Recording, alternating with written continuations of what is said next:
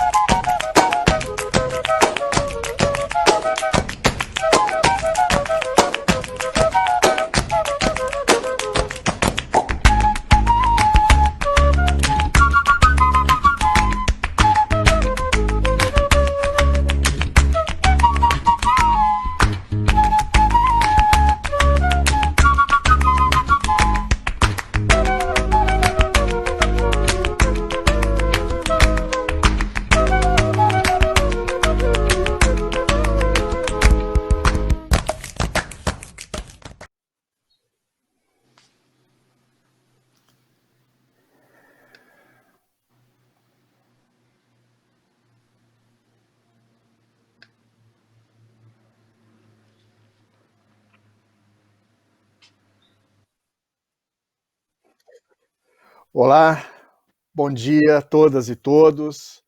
É um imenso privilégio participar de um momento tão importante para a nossa universidade.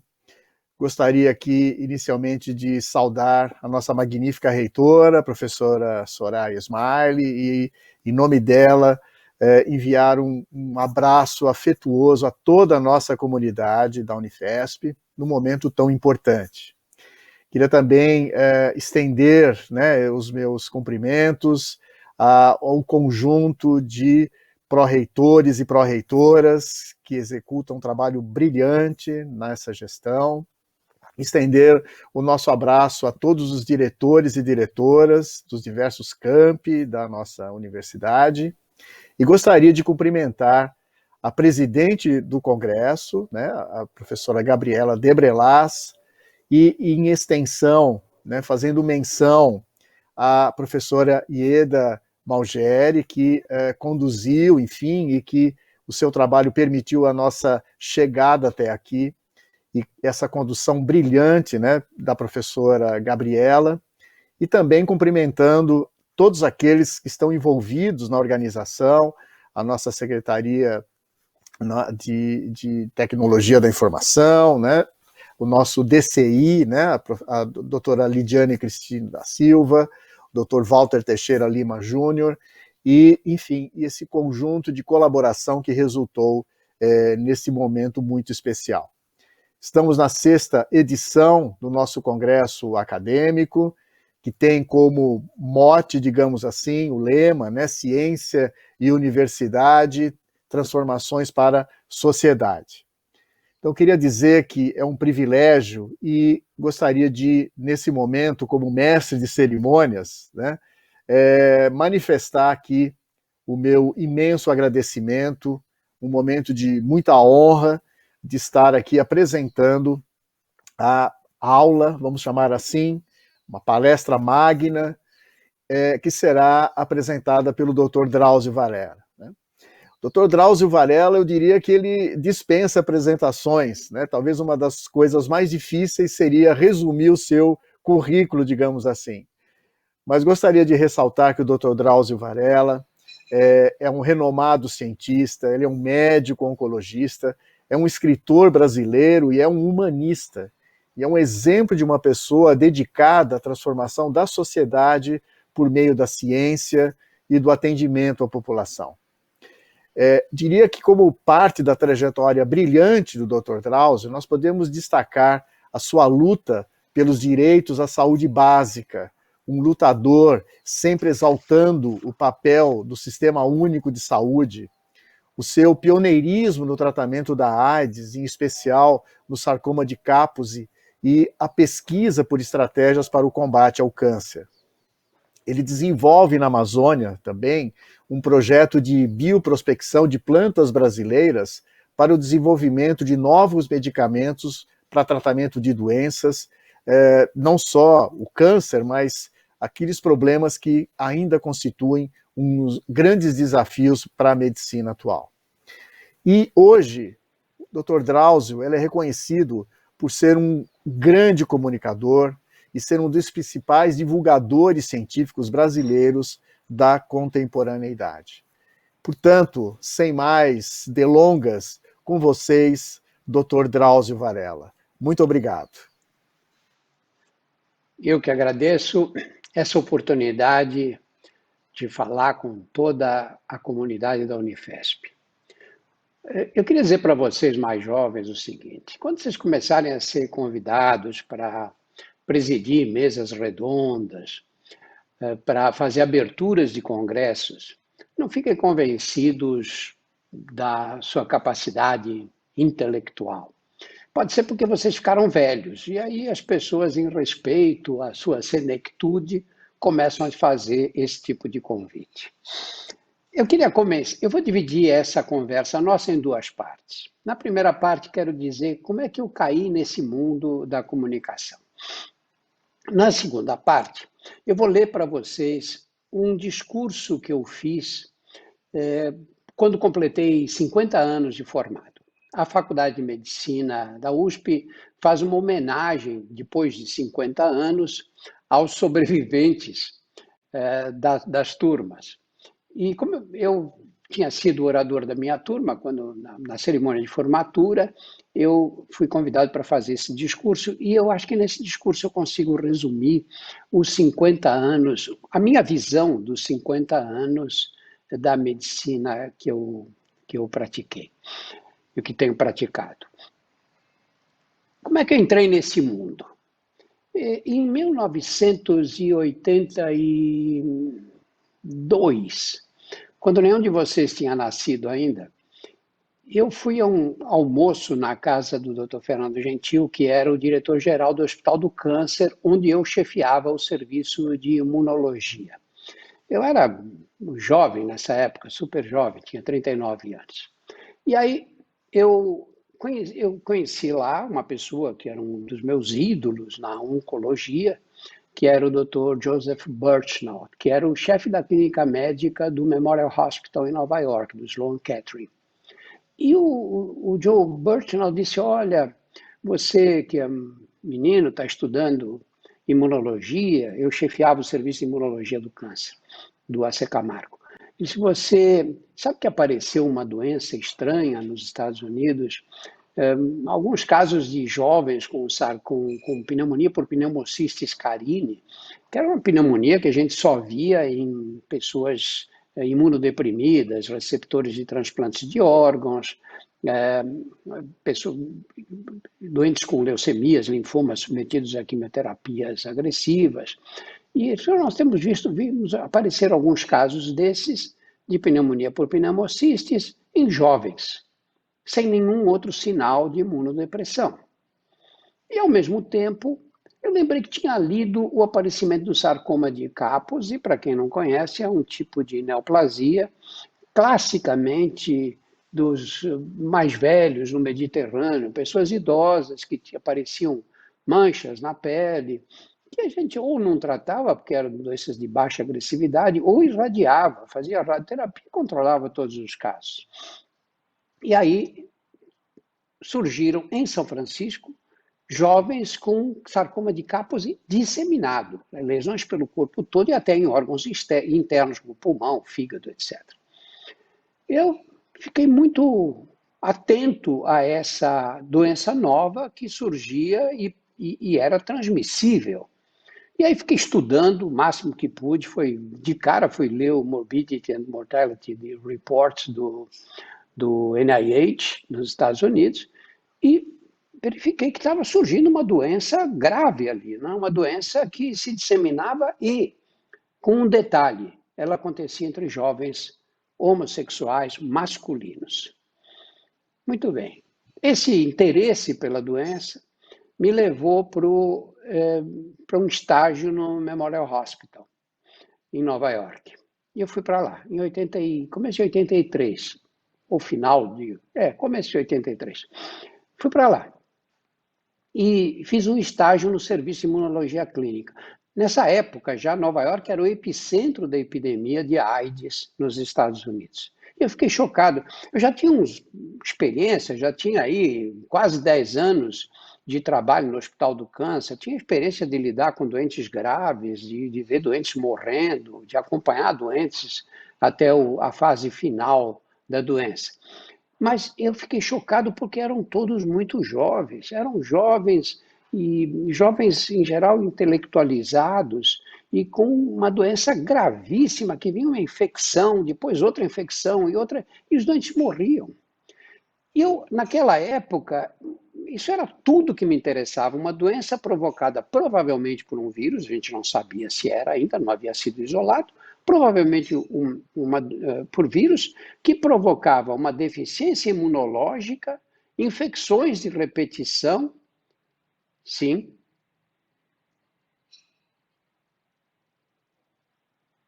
Tá bem. Então, a doença era provocada provavelmente por um vírus, causava deficiência imunológica, infecções de repetição e câncer. Era tudo que me interessava na medicina nesse tempo. E aí fiquei enlouquecido, passava os dias estudando no hospital, depois que acabava o atendimento, eu continuava, ia para a biblioteca, que fechava às 10 horas da noite, e a bibliotecária precisava me expulsar de lá, porque eu ficava lendo. Naquela época a biblioteca era fundamental, não havia internet nem nada, né? Quando eu voltei para o Brasil, a AIDS como era tratada naquele tempo? A AIDS era tratada como uma doença exclusiva dos gays. A imprensa usava o nome peste gay. E eu entendi que isso era um absurdo, porque não há nenhuma experiência na história da medicina de uma doença sexualmente transmissível que provoque que provoque... Tem uma voz aqui me atrapalhando, viu? Não se preocupem, não. Eu não há nenhuma experiência, não havia nenhuma... Que doença na história da medicina ficava restrita a um grupo populacional, a homens, homossexuais? Todas as doenças sexualmente transmissíveis se disseminam para homens, mulheres, etc. Muito bom. Aí, quando eu voltei para o Brasil, eu tenho a obrigação de escrever alguma coisa para explicar o que é essa doença, para acabar com essa desinformação. Escrevi um longo artigo para o Estado de São Paulo, para o jornal. Eles deram um destaque, chamada na primeira página, deram uma página inteira para o artigo e tal. E eu achei que a minha responsabilidade tinha acabado. Aí eu conhecia e era muito amigo do Fernando Vieira de Mello, esse que tem um nome no túnel hoje, no final da Avenida Rebouças, aqui em São Paulo. O Fernando dirigia o departamento de jornalismo da Jovem Pan, que era, na época, a rádio mais popular na cidade. E ele falou, olha, vamos gravar vem cá, a gente faz uma entrevista, você explicando o que é isso, porque ninguém sabe nada. E eu fiz. Dei essa entrevista para a jornalista Maria Elisa Porchat e essa entrevista durou aí uns 40 minutos por aí. Passaram-se 2 ou 3 semanas, eu estou andando pela Avenida Paulista e encontro um amigo. Fala, olha, tudo bem, eu vi você dando uma entrevista na Jovem Pan ontem. Falei, ontem não. Isso já faz, sei lá, algumas semanas. Não, eu vi ontem. Falei, como ontem? Eu disse, eu tenho certeza, eu vi ontem uma entrevista curta que você deu. Eu tinha dado uma entrevista longa. Nessa época, médicos sérios não apareciam no rádio nem na televisão. Isso acabava com a carreira, porque era considerado, essas aparições eram consideradas autopromoções naquele tempo. Aí eu fui imediatamente para a Jovem Pan, sentei com o Fernando, falei, Fernando, o que aconteceu? Diz que você... Ele falou, sabe o que eu estou fazendo?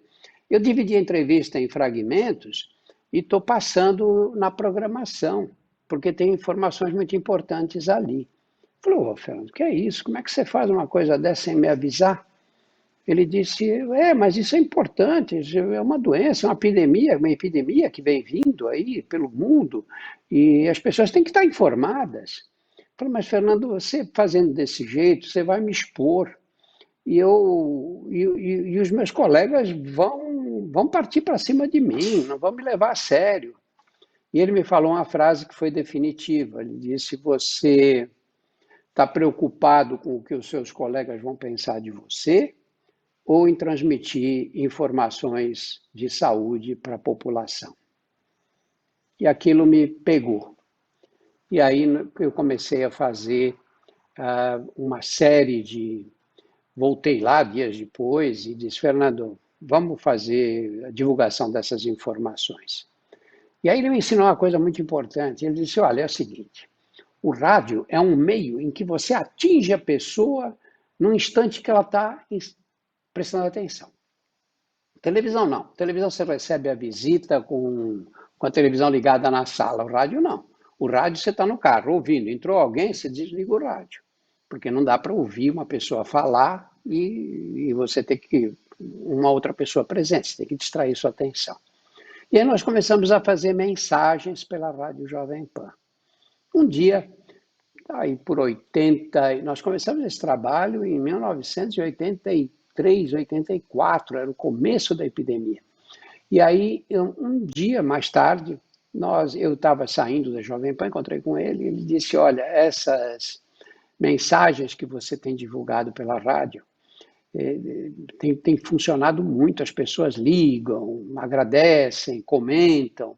Rádio é interativo, né? Não é como televisão que você vê e esquece. Até o rádio não, o rádio você entra em contato, telefone, tem gente que participa dos programas de rádio e tudo.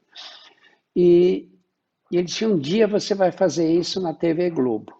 Eu falei, pô, você tirou uma besteira dessa? Ele falou, não, é porque tudo que dá certo no rádio acaba na televisão. Foi assim com o jornal, no rádio, foi assim com a radionovela, e citou uma série de programas que começaram no rádio e acabaram na televisão. E isso deve ter sido em 86, 87, por aí, e no ano de 99, eu fui convidado para apresentar um programa da BBC sobre o corpo humano no Fantástico da TV Globo, onde eu me encontro até hoje. São 21 anos, ou 22 anos agora, com essas participações. E eu acho que essa coisa da transmissão do conhecimento faz parte da medicina. Como no passado, que eles achavam que o médico que aparecia estava se exibindo, muitos estavam mesmo, é verdade, mas quando você faz a transmissão do conhecimento é absolutamente fundamental. Você tem o privilégio de, num país como este, estudar, se dedicar a uma determinada área. Isso implica em ter tido condições prévias para isso, que envolvem, às vezes, que geralmente envolvem a sua família, o esforço que a sua família fez para você chegar a esse ponto. E aí você fica encerrado nesse conhecimento, encerrado no seu pequeno grupo, que troca essas informações e a sociedade não fica sabendo que elas existem, é absolutamente fundamental. Hoje nós temos essa situação no país, temos uma epidemia, uma pandemia, na verdade, mas fica claro essa responsabilidade que cada um de nós tem. Nós temos a possibilidade de discutir e o dever de discutir os vários aspectos com a sociedade. A sociedade tem que receber as informações necessárias para tomar as decisões coletivas e individuais. Eu acho que eu acabei enveredando por esse rumo no ano 2000 e pouquinho. Nessa época eu escrevia para jornais, dava entrevistas, etc. E eu recortava depois, às vezes não dava tempo de recortar, eu guardava o jornal inteiro, uma parte dele, e foi empilhando. E eu ficava com aquela coisa na cabeça, eu preciso fazer, sabe as tarefas que você tem que fazer e não faz nunca, e ficam ali incomodando o tempo todo? Quer dizer, preciso arrumar os jornais, preciso recortar esses artigos, colocar naquelas pastas de plástico, que tinha aquelas folhas que você enfiava assim. Eu preciso fazer, e fui adiando, até que um domingo eu acordei e falei, não, estou fora, eu vou resolver esse problema, que senão não vou ter tranquilidade na vida nunca mais. E aí, peguei uma tesoura e comecei a pegar os jornais, virar, até achar o artigo no meio do jornal, e recortar e colocar numa dessas pastas aí. Aí, às tantas, eu comecei a espirrar, aquela poeira que levantava de jornal velho. Eu falei, mas eu vou parar com isso aí, porque eu vou morrer. Vai ficar essa pilha de jornais aí minhas netas vão aparecer depois para desfazer a minha casa, vão olhar e falar, o que faz esse monte de jornal velho? Eu dizia, não, joga tudo fora. Eu não vou deixar isso.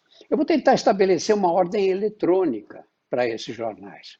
E foi o que eu fiz. Nós começamos montando um site. Esse site reunia as informações, os meus artigos todos, e aí comecei a sentir que dava para você gravar vídeos e colocar no site, e o site começou a se ampliar e começou a ter algum alcance por causa da exposição que eu tinha na televisão. Mais tarde a gente se juntou a uma produtora, a Uzumaki, e aí nós adquirimos uma outra dimensão. Hoje nós temos esse site, o site tem aí entre 12 a 13 milhões de acessos por mês. Nós temos um canal no Instagram, no Facebook e no YouTube. Nenhum deles tem uma palavra da minha vida pessoal. Todos eles remetem aos artigos, às entrevistas sobre saúde que são feitas e produzidas pelo site. Eu sou muito entusiasmado hoje com essa linguagem da internet. O site nosso tem aí 12, 13 milhões de acessos por mês. O meu canal no YouTube tem 2 milhões, quase 2 milhões e meio de seguidores. Eu provavelmente sou o youtuber mais velho do Brasil. Talvez seja isso uma falta de autocrítica. Mas eu estou muito entusiasmado. Me criou uma forma de me comunicar com os mais jovens, que já não veem mais televisão, né? de falar com a garotada, os que precisam receber essa informação por esses meios de comunicação. Enfim, Toda essa carreira de comunicador me expôs, me tornou uma pessoa muito conhecida, o que te traz uma grande responsabilidade, porque tudo que você fala, você sabe que pode repercutir para o bem e para o mal. Então, você tem que tomar muito cuidado com aquilo que diz, mas eu tento fazer dessa maneira.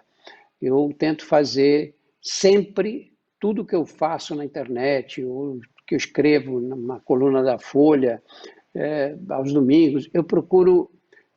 O pensamento é sempre de como é que eu posso contribuir para que as pessoas conheçam melhor a ciência, a área da saúde e que possam tomar decisões informadas nas suas vidas pessoais.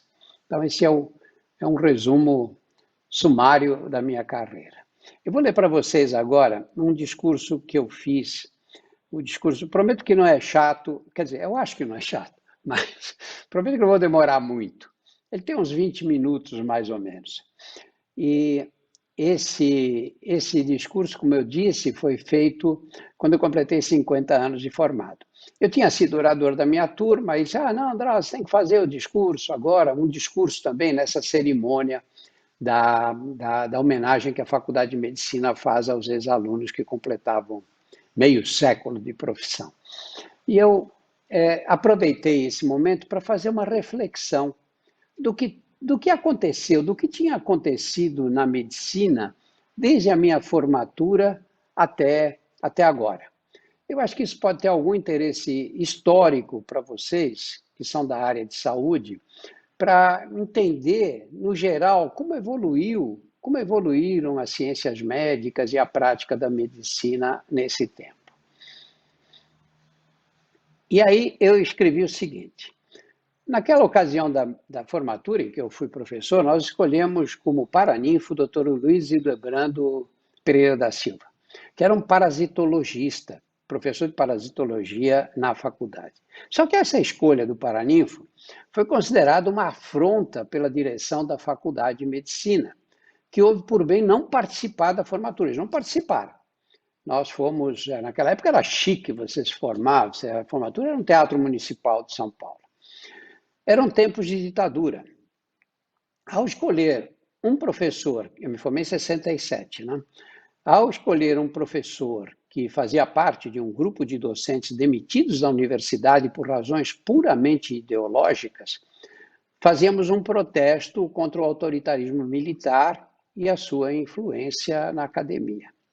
No final do discurso, eu dizia com ardor juvenil: a ninguém assiste o direito de exigir que nos transformemos em seres amorfos dentro da sociedade, reduzidos unicamente às funções de estudar e calar. Nosso silêncio poderá ser cômodo às classes dominantes. Para a pátria, porém, representa gravíssima traição.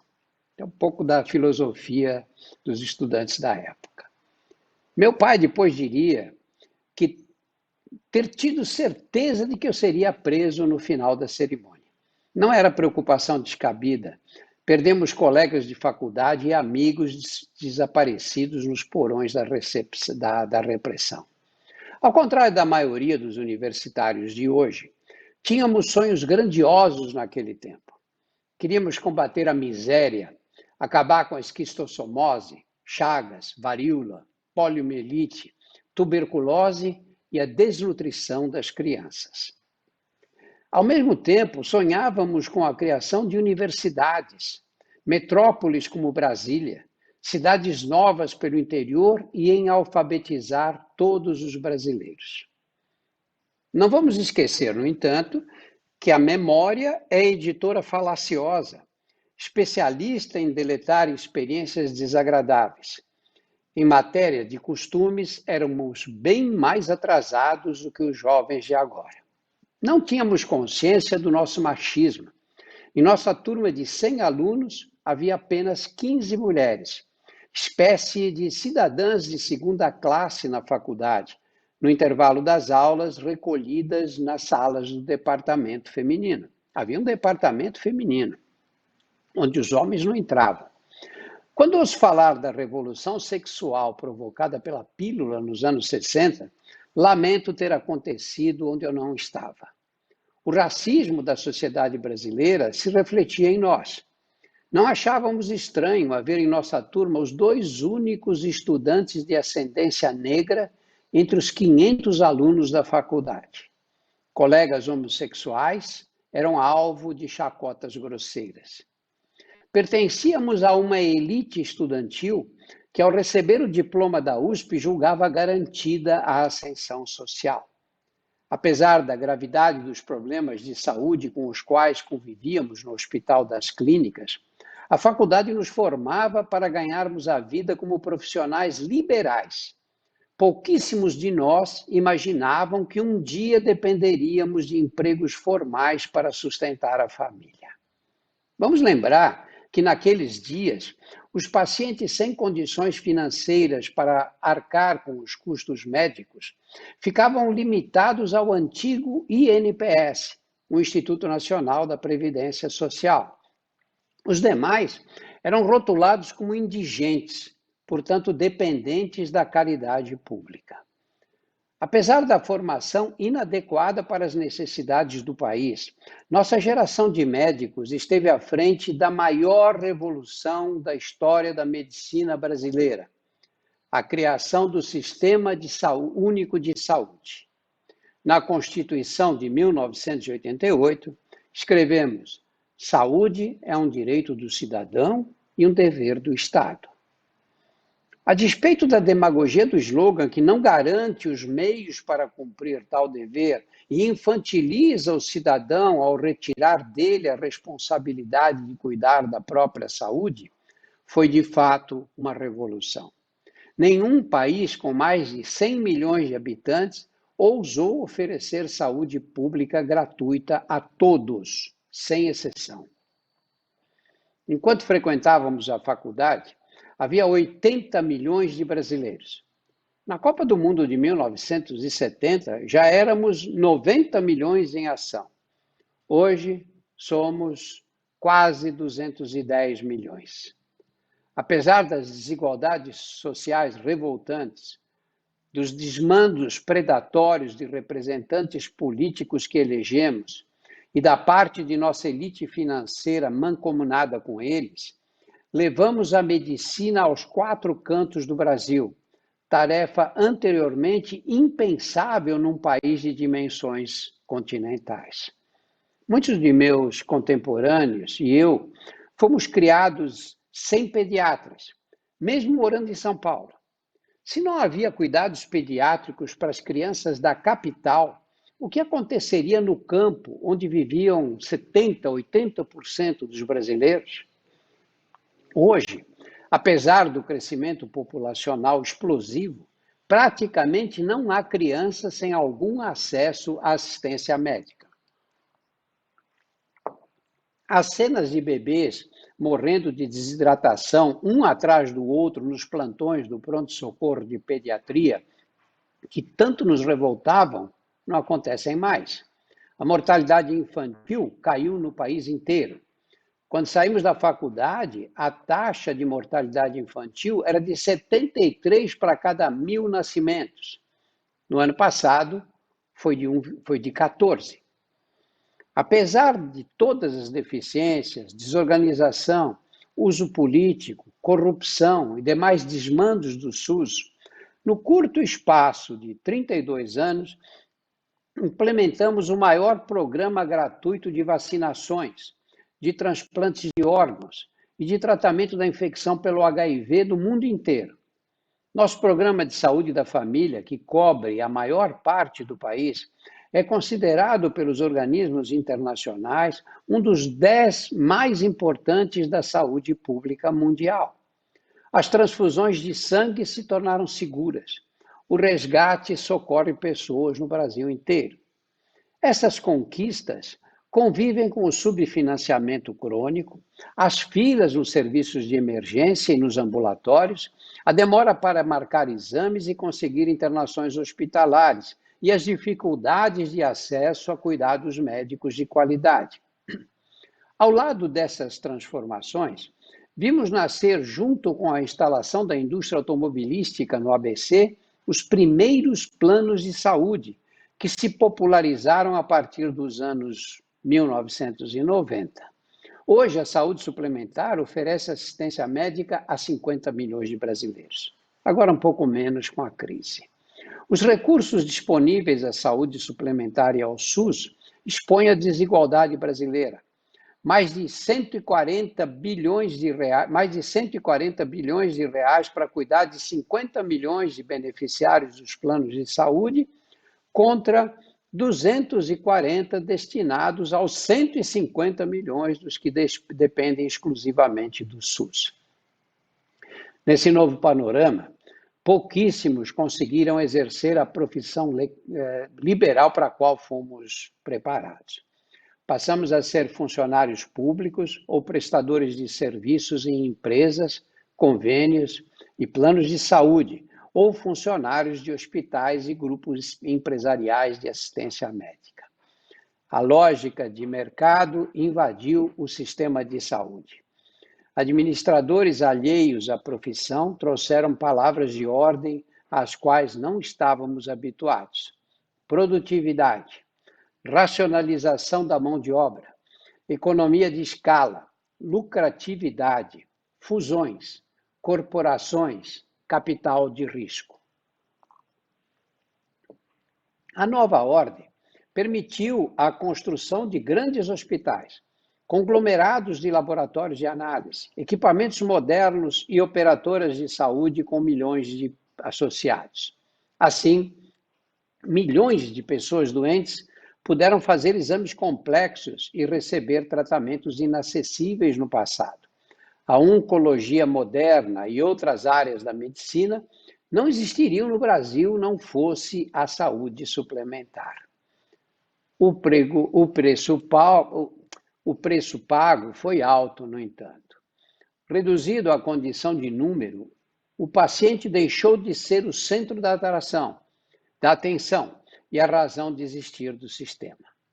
Premidos pelas novas circunstâncias, muitos médicos se afastaram dos doentes. A queixa de que o médico não me examinou, nem olhou na minha cara, se tornou frequente. A má fama e o desinteresse dos colegas frustrados com os salários e as condições de trabalho fez perder parte do prestígio que tínhamos na sociedade, quando disputávamos com os bombeiros a primazia da profissão mais respeitada. É pena, porque muitos se esquecem do grande número de médicos dedicados que, a despeito da remuneração e da falta de recursos materiais para o trabalho, mantêm o atendimento à população de baixa renda, espalhada pelo interior ou aglomerada na pobreza da periferia de nossas cidades. Muitos de meus colegas estão entre as pessoas mais generosas que conheci. Quando penso nessas contradições e nos desafios sociais que nós enfrentamos nos últimos 50 anos, vem a certeza de que fomos muito privilegiados. De um lado, cada um à sua maneira, ajudamos a levar a assistência médica ao país inteiro. O SUS é um projeto em construção a ser aprimorado pelos que hoje estudam no grande número de faculdades espalhadas sem critério reconhecível pelo país afora. Estudando em escolas medíocres, estarão à altura desse desafio? De outro, em nossos anos de atuação profissional, testemunhamos um salto de qualidade técnica da medicina que não encontra paralelo na história da humanidade.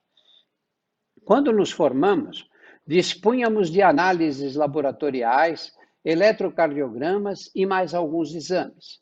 As imagens se achavam restritas aos raios-x simples ou contrastados. Nesses 50 anos, vimos surgir as imagens dos órgãos internos reveladas com nitidez pelos ultrassons, tomografias computadorizadas, ressonâncias magnéticas, cintilografias, PET scans, endoscopias. Quando nos formamos, a cirurgia era a especialidade mais privilegiada. Ao terminar o segundo ano de residência no Hospital das Clínicas, os colegas disputavam para saber quem havia feito mais gastrectomias, colecistectomias, operado mais hérnias e abdômenes perfurados por facas e armas de fogo. Nos anos seguintes, o papel da cirurgia clássica ficou mais acanhado. Medicamentos novos capazes de curar úlceras duodenais fizeram cair o número de gastrectomias. Os avanços da radiologia praticamente acabaram com as chamadas laparotomias exploradoras. Cirurgias minimamente invasivas realizadas por via endoscópica se tornaram rotineiras. A robótica entrou na prática, criando a possibilidade de operar pacientes à distância. Em 1967, os grandes problemas nacionais eram as doenças infecto-parasitárias, que, embora ainda persistam, são menos prevalentes do que as enfermidades degenerativo-crônicas. A faixa etária da população que mais cresce no país é a que está acima de 60 anos. Hoje somos 19 milhões. Em 2050 seremos 40 milhões. O envelhecimento populacional dos últimos 30 anos levou 60 para acontecer na Europa desenvolvida. Os brasileiros envelhecem e envelhecem mal. Temos pelo menos 14 milhões de pessoas com diabetes, possivelmente mais. Metade das mulheres e homens chega aos 60 anos com hipertensão arterial. Doenças cardiovasculares e câncer disputam o título de principal causa de morte. A obesidade virou epidemia. 54% dos brasileiros estão acima do peso. Os quadros demenciais estão presentes em grande número de famílias. Em 1967, contávamos com meia dúzia de medicamentos para controlar a pressão arterial e as taxas de glicose no sangue. Hoje, existem tantos que há necessidade de especialistas para lidar com eles. Quem sofreu um infarto naquela época dependia da ajuda divina para continuar vivo. Cateterismos, stents, pontes de safena e UTIs aliviaram o trabalho do Criador na recuperação desses pacientes. Pouco havia a ser feito nos casos com câncer que não se curavam com cirurgia ou radioterapia. Nossa geração atingiu o aparecimento da quimioterapia e agora vê nascer as terapias-alvos e a imunoterapia moderna, primeiros passos de uma mudança de paradigma na oncologia do século XXI. Vimos emergir a epidemia de AIDS em 1981. 3 anos mais tarde, a ciência já tinha isolado o vírus e desenvolvido um teste para identificar os infectados. Em 1985, surgiu o AZT. Em 1995, os inibidores da protease que criaram a possibilidade de controlar a doença. Nunca a humanidade lidou com uma epidemia com tamanha rapidez e eficiência.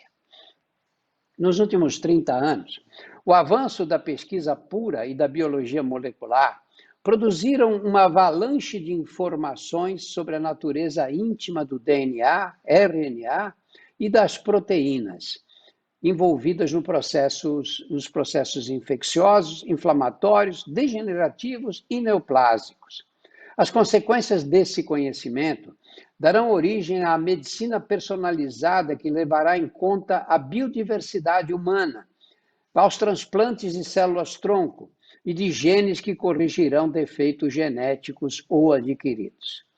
O domínio das informações que brotam incessantemente das bancadas dos laboratórios e dos estudos clínicos internacionais com milhares de participantes está além da capacidade humana para digeri-las.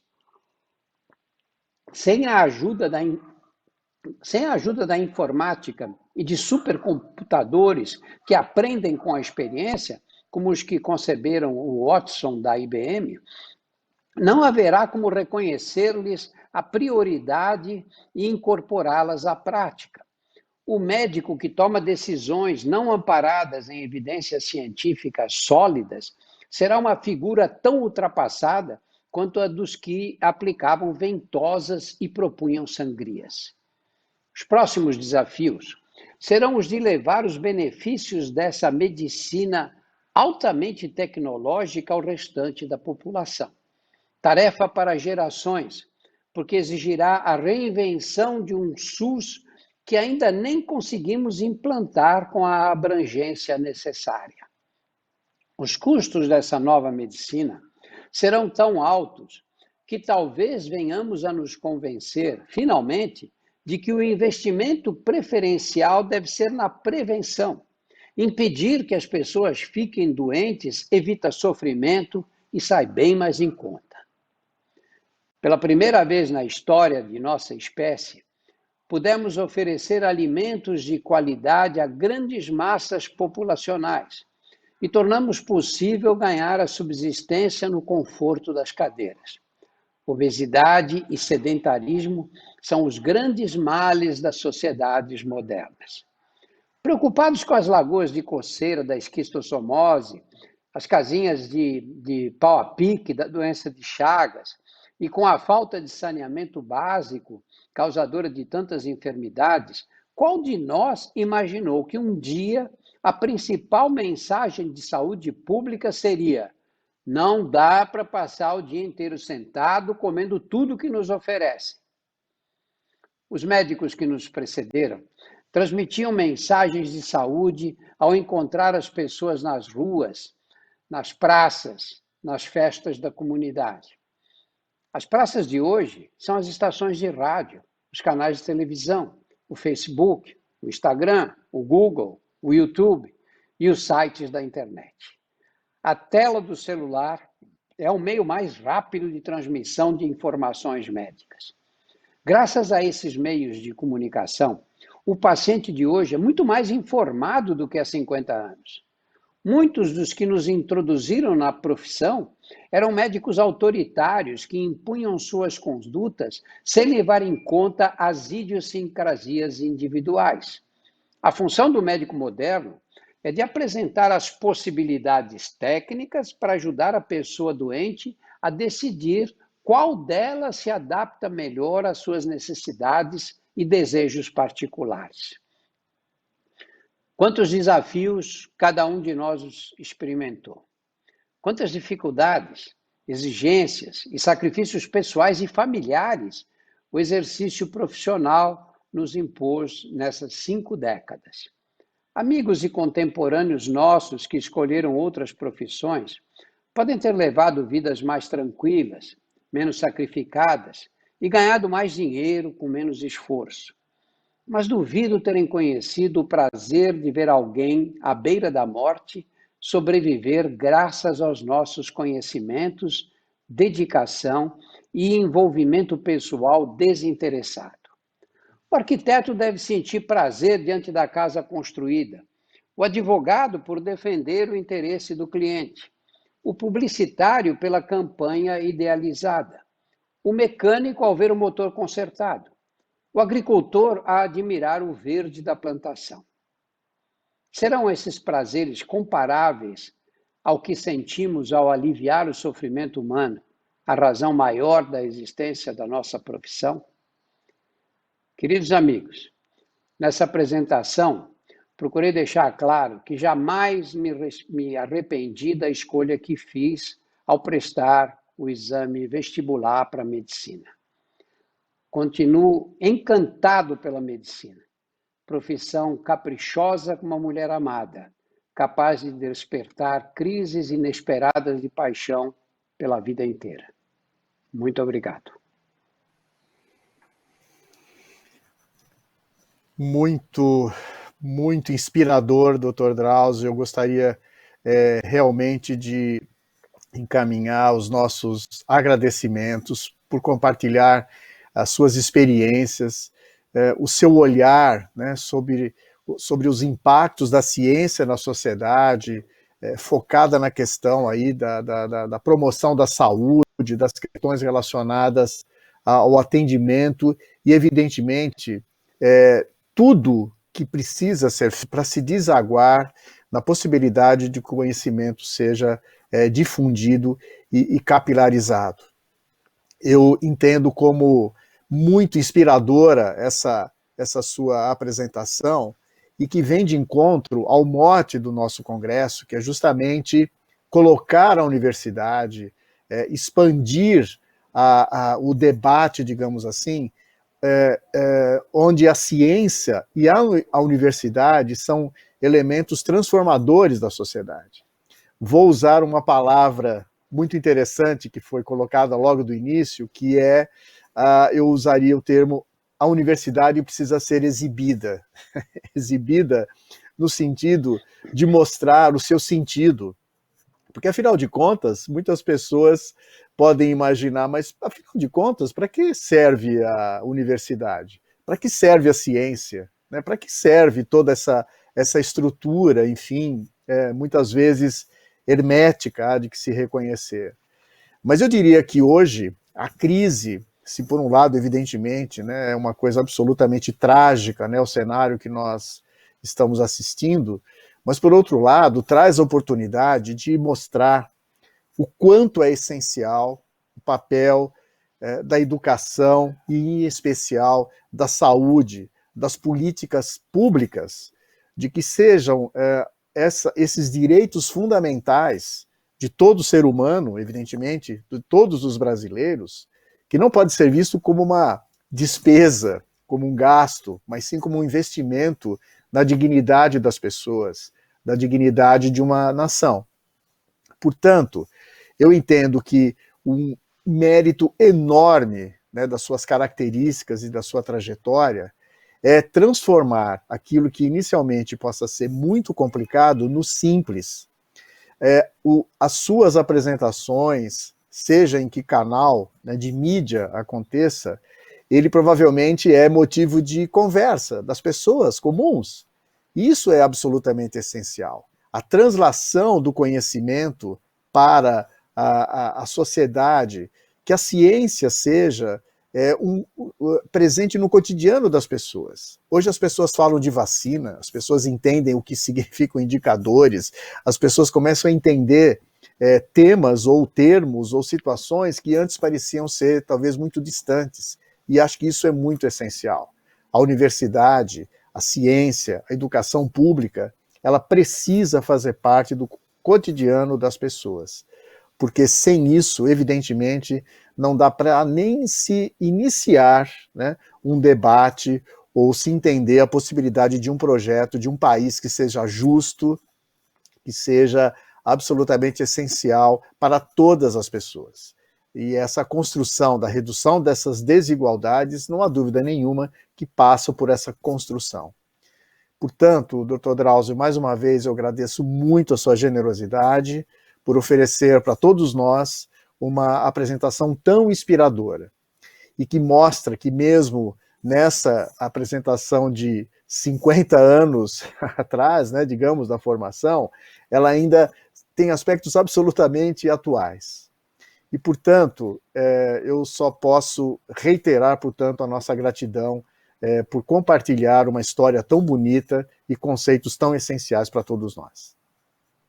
Nesse momento, portanto, eu gostaria de dizer e encerrar, né, esse momento, né, da sua participação, da nossa aula magna de abertura, e dizer e agradecer também a toda a nossa comunidade e todo o público que acompanhou a toda essa cerimônia de abertura, né, com a fala inicial de todos os componentes da mesa e dessa aula em especial do Dr. Drauzio Varela. E gostaria agora de encerrar esse momento convidando a todos a assistir ao belíssimo trabalho do coral da Unifesp, que irá apresentar a canção Milágrimas, de autoria de Itamar Assunção e Alice Ruiz, sob a regência do maestro Eduardo Fernandes. Muito obrigado e até breve.